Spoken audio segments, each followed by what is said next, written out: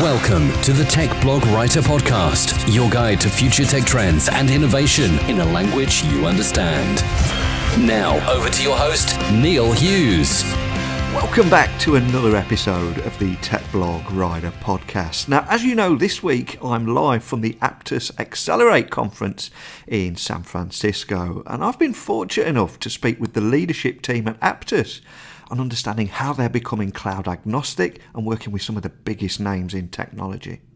One, of course, is Microsoft. And I was inspired by watching Hayden Stafford for Microsoft, his keynote today, because for me it was a masterclass in keeping and winning over a crowd. He had the near impossible task of following Sir Richard Branson on stage. But as Mr. Branson left the stage, some of the audience attempted to leave too. So for anyone that's actually spoken in public, he could have quite easily crumbled.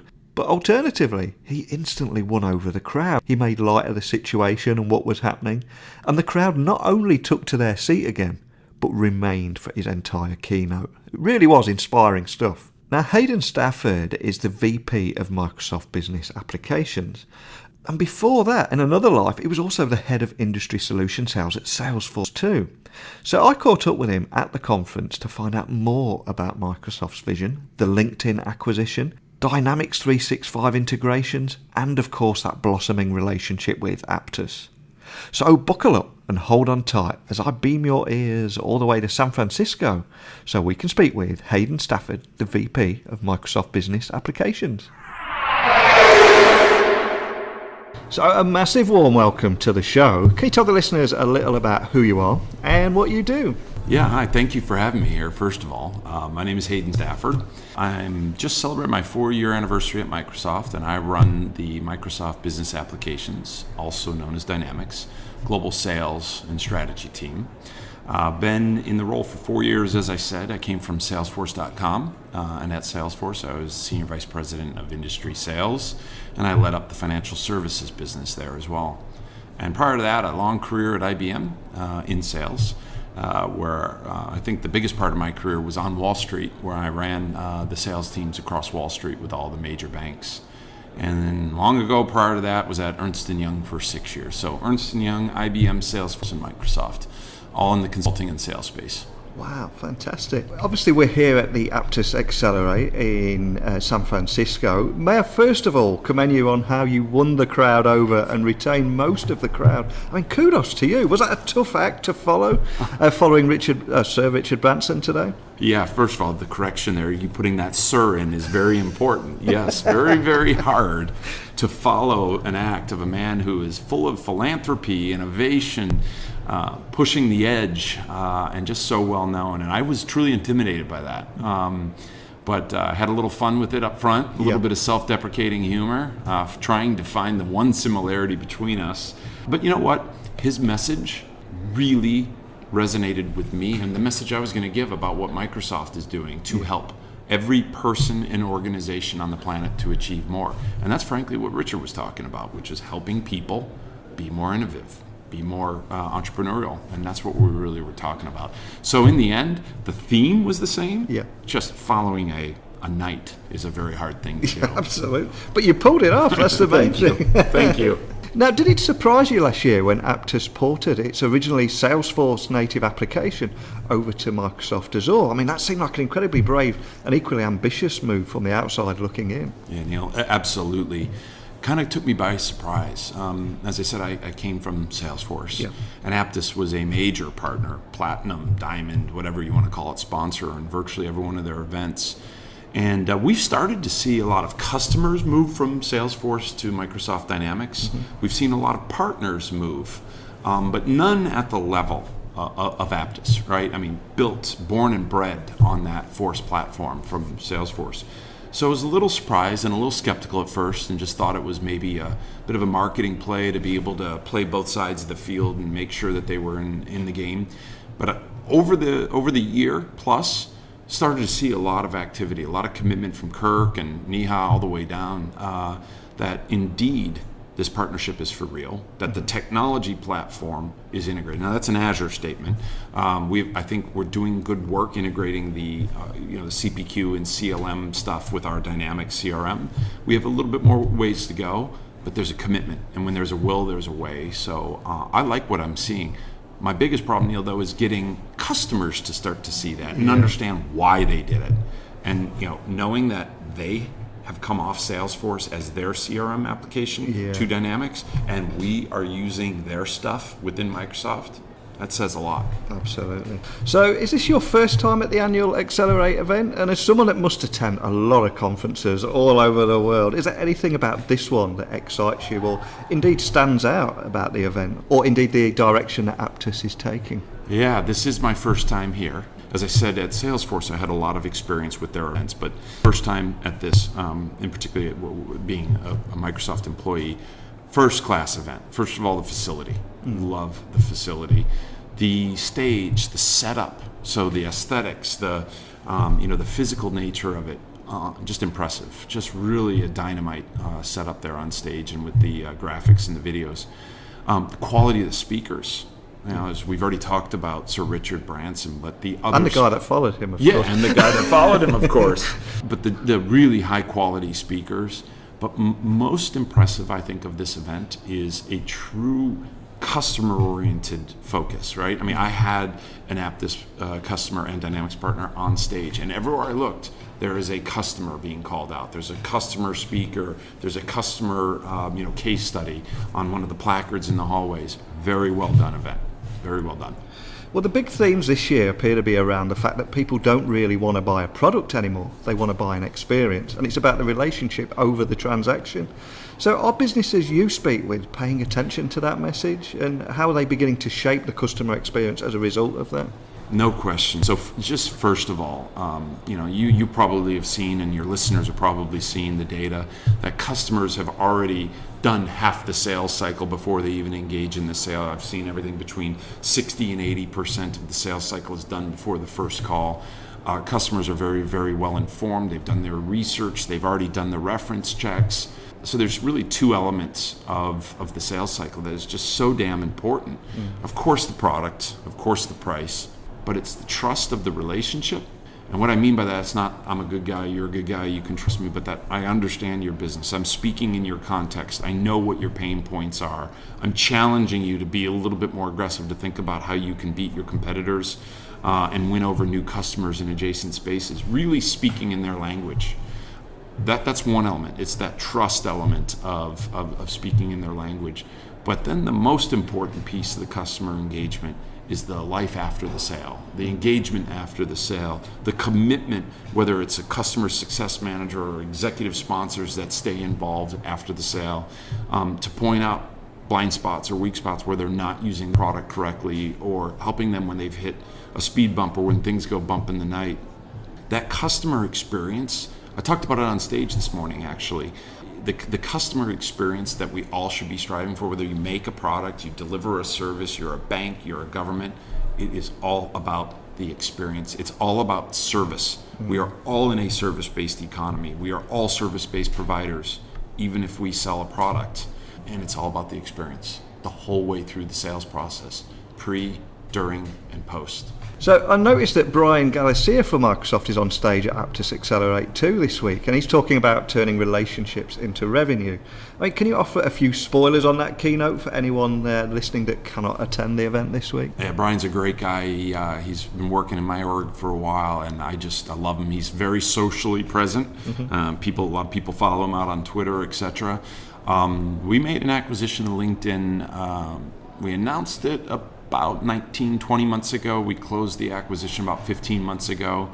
What a great thing for Dynamics. The Sales Navigator element of LinkedIn has really differentiated us and set us apart. And what I mean by that is when you integrate relationship insights, relationship connections into CRM, you've really just immediately overnight converted a CRM tool from a management reporting and a management oversight tool to a seller-enabled tool, meaning you're bringing the seller insights to who their relationships are, how strong the relationship is. So you're really making it a seller's tool versus a manager's tool, and that's important. That's important to get adoption. It's the proverbial carrot of the carrot and the stick. Brian knows social selling inside and out, and he's actually got a very high, what's called a SSI, Social Selling Index. Mm-hmm. We track that with our sellers, is how much do they use social selling to engage their sales process. Okay. So we track SSI of our AEs and our specialists, and Brian's a key player in that,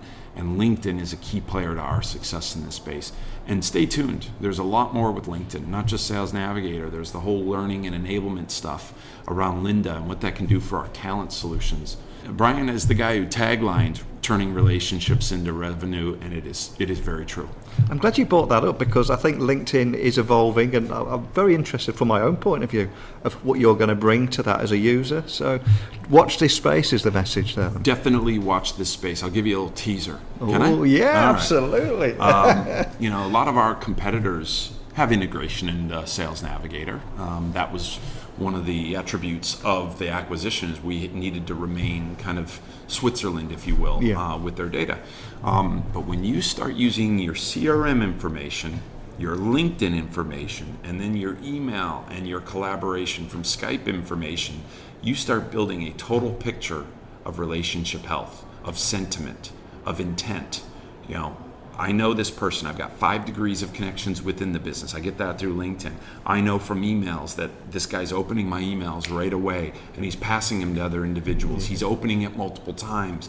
All that stuff ran through the right algorithms, and machine learning starts to tell you what's the diagnosis of this opportunity. We're not quite there yet, but that's where ML and AI is going with this acquisition and the totality of the Microsoft product portfolio. Wow, exciting times coming there.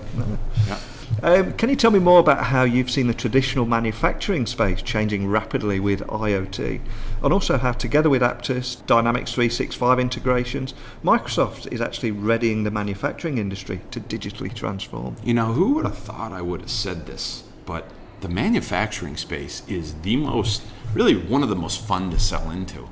And I think the partnership that we have Apttus and what Apttus is doing in manufacturing, what we're doing in manufacturing, is incredible. And what I mean by that is, and bear with me, I talked about it on stage this morning. Manufacturers used to be the sleepy mom and pop, disintermediated, the manufacturer from the buyer. You had manufacturers, reps, distribution, engines, really no connection. They sold the product, they maybe came back and service it later. Now, manufacturers are putting sensor devices in everything they build. They're moving from a product-based business to a service-based business. We've got a great customer that manufactures airline engines. They made a hell of a lot of money over history building engines and selling them. Now, they're still making good money there. They're now using those engines as a service model. So they're selling hours of uptime of an engine. We've got tire manufacturers that are no longer just selling tires, they're selling the data of the IoT sensors in the tires about what's the road conditions like, how many takeoffs and landings, speed information that can be sold back to OEMs about how cars perform. This is cool stuff. Then when you integrate all this sensoring data into your CRM or your field service, and together with your contract lifecycle management, manufacturing is a very difficult space, competitive, cutthroat on pricing. It's all about time to value. So it's about preemptive and predictive maintenance on equipment before it goes bad. That's what field service is with our CRM, with Apttus's CLM, contract lifecycle management. It's about compressing times to quote. How quickly can you get a quote out? How accurate is that quote? We know, and Apttus knows, that if you respond to a quote within a day, you've got a 90% chance of closing that opportunity over your competition. If you wait longer than a day, the percentages go down. So together, between CRM and all the elements of this of the CLM and CPQ, frankly, I keep talking about CLM, but configuration, price, and quote from Apttus is about reducing times to market, delighting your customers, and empowering your sellers to get the quote out the door and the contract signed. Well, if they do have any CEOs listening that have been fascinated or intrigued by the subjects that we've talked about today, particularly in manufacturing as well, and they're unsure of what to do next, there's a lot of companies where they're stuck with the old way of doing things. They know they need to change, but they don't know how to. What's the best way of staying in touch with you guys? Maybe reaching out to a member of your team, or just keeping up to date with the latest developments? Yeah, well, of course, you can always find me out on Twitter. It's at Hayden E. Stafford. I have a social presence on LinkedIn as well. You can find me, Hayden Stafford, on LinkedIn. I do quite a few blogs, articles. I do them about every other month about what we're thinking within Microsoft about selling, social selling, field service, all this kind of stuff. But of course, come to the Microsoft website, engage us through our websites. You can communicate, engage, and see what's happening with Dynamics by MSF Dynamics 365 on Twitter. We're listening, we're engaging, and then of course, in the end, contact your local sales team with Microsoft, and we'd be happy to speak with you. Well, I'll add all those links to the show notes just so people can find you nice and easily. But more than anything, I appreciate how busy you are. You've been back-to-back interviews all day, so I really appreciate you taking the time to come and speak with me today. So thank you. You bet. It was my pleasure. Thank you. Hayden really was a great guy to chat with there, and a fantastic history in the tech industry, and someone I could have spoken with for hours. And also made it incredibly easy to see how he won that crowd over in front of 5,000 attendees at the Apttus Accelerate event today. But if I was Hayden, I'd be dining out on that story for years. And Hayden, if you are listening, may I suggest that you could go as far as to say, there was this one time where Sir Richard Branson was my warm-up man. But I'll let you decide if you want to use that line. Now, I've had a fantastic time here and feel honoured to have spoken with the Apttus leadership team, Hayden from Microsoft, and tomorrow I'm going to be talking with IBM. So we have some pretty big names this week, but one thing they all have in common is that they're all united in using technology to make a difference, digitally transform entire industries like the manufacturing industry, mentioned by Hayden there.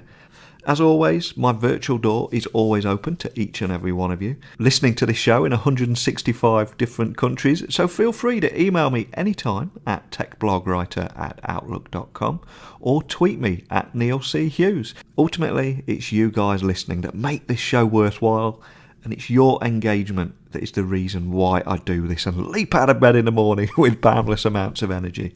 What I'm trying to say here is a genuine thank you for listening, and I'll speak to you all again tomorrow. But until next time, don't be a stranger. Thanks for listening to the Tech Blog Writer Podcast. Until next time, remember, technology is best when it brings people together.